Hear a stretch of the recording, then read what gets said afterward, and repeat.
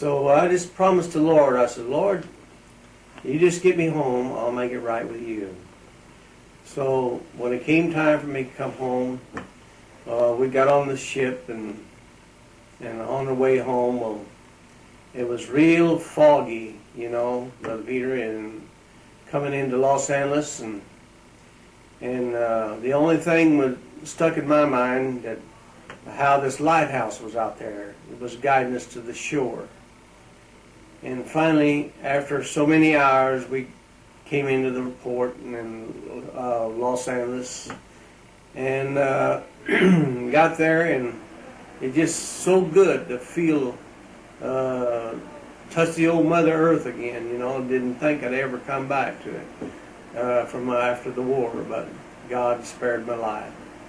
So finally, I went on down to another station and received a discharge, and I came, got on the bus and came home, and I had, as I said, I had a praying mother, and she wanted me to go to church, with her, and I'd go with her, and I met my wife, and we all went to church, but I was so under conviction I could never get satisfied, and I just went to one altar after another one. So I told my mother, I said, Mother, I don't have what you have, but I said, one of these days, I said, I know what I'm looking for. And so practically a year had passed. It was 1946, and my wife, she wanted to be back in Arizona, Arkansas it was, to where our first baby was to be born. And so after our baby was born, well, we heard Brother Branham going to be in Pine Bluff, Arkansas. And so as we thought on it, and I said, well, honey, I said, I don't want to go unless you go. She said, you go ahead. She persuaded me to go ahead. It's getting a big bus load, to go over there. And so I said, okay, I'll go with them. And so we got on the bus and started out for Pine Bluff, Arkansas. And Brother Peter,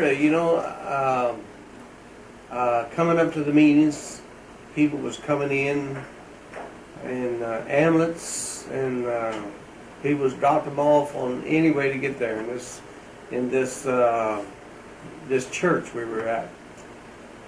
And we got up there in the top balcony as the only seats we could get. And while Brother Branham was coming out and bringing the message, he preached a very short message, and he had a prayer line. And this boy that went over with me on this bus, he was cross-eyed, and a few other people that I knew that were very ill.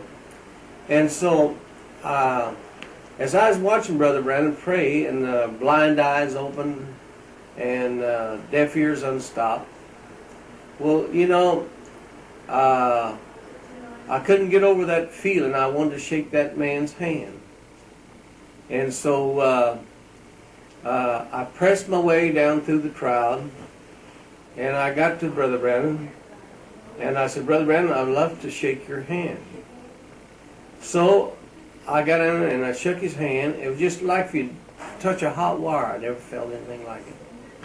And so I went outside. I was so under conviction that I wanted to know the truth. And so I throwed my cigarettes under the car. And I looked up to heaven. I said, Lord, I says, if this is what I'm looking for, I says, let me shake his hand one more time. Let me feel that presence that I felt the first time.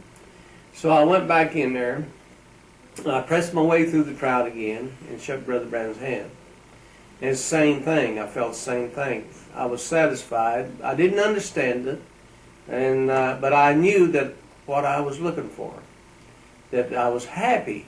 And I just went on till I received the baptism of the Holy Ghost, and God marvelously satisfied my heart and life.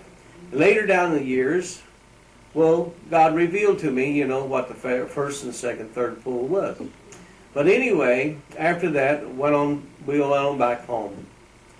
And told my wife all the good things, what was taking place, and then give my testimony in church, how God just opened my eyes to this message, And so we went on after that, I guess maybe a couple weeks later, my wife and I, we got in a car and we taken off back to California, our home was there. And so Brother Branham was going to be up in Fresno, California, a little town the other side of Fresno. And so we found out, so we went up there. And we was sitting there in the church, and we just to being around Brother Branham and his presence, it was more unspeakable and full of glory. You just can't explain it, You just wanted to come back in his meetings. And so my wife, she went through the prayer line. Said, I want to go through the prayer line to be prayed for. Now this is the same year as we was in Pine Bluff, Arkansas, about a month or so later. And so I was sitting there in the seat, and something says to me, get up and go thank Brother Branham for what he has done for you. And my heart just began to beat, Brother Peter, and it just kept getting harder and harder. And so he says, get up and go thank Brother Branham for what he's done for you. And so I got up and got in the line. I went in there, and when I got up to Brother Branham, he just stopped and looked at me. He said, what can I do for you, brother? I said, Brother Branham, I just want to thank you for what you've done for me in the meeting at Pine Bluff, Arkansas. I give my heart to the Lord in your meeting. I just want to thank you. He just paused a minute, and he says, when there are 10 lepers is cleansed and one returned to give God the glory. I didn't understand it. I hadn't read that much about the Bible. And he says to me, he says, what can I do for you, brother? I said, well, I didn't know what to say.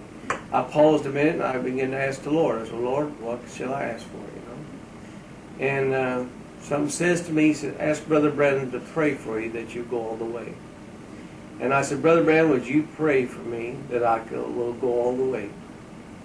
And he said a simple prayer, but words couldn't express it, the goodness that it's always stuck with me, and it never has got away from me, He says, I'll meet you on the other side. That part I've always stood on, Brother Peter. And so later down the years, and I think it's 1958, Brother Branham was in San Jose. So I wanted to take some pictures of Brother Branham, and we were out there in the back, the auditorium, as he's coming into the back. And there's a sister out there named Sister Listen. I asked Sister Listen, I said, Brother Branham's going to be through here in a minute. And I says, I'd love to have you take some pictures of us, together. And so Brother Branham showed up, and so I taken some pictures of him and his family. And so I asked him, I says, Brother Branham, I'd sure love to have a picture of you. And so he said, well, sure, brother. I'll never forget them words. He says, I was standing just about this far from him. He says, let's get a little closer. He pulled me in towards him, and put his arm around me. And he says, I said, Brother Branham, I said, I gave my heart to Lord in your meeting in 1946. And he says, no, brother, it was 1947. And so it got me thinking, and got me digging a little more, what he said. And but anyway, after that, I began to see who the man was. God began to open my eyes, Brother Peter, who the prophet was, As he said, on tape, as John the Baptist, the forerunner of the first coming, he says he'll pack this message forerunner of the second coming. But see, I didn't realize that then, but it wasn't time for it to be revealed to me, even though that seed was lying there, and that, that had to shine on it, for it to come forth. But gradually it was coming forth. And I just thank the Lord for that. I'm glad to share the little experience with a brother and that over there in Belgium, and that I had seen the prophet and the prophet's son, the prophet's you know, and the daughters, you know, I've been with them, and it's been a blessing to me. And I'm very happy to share these few words with you.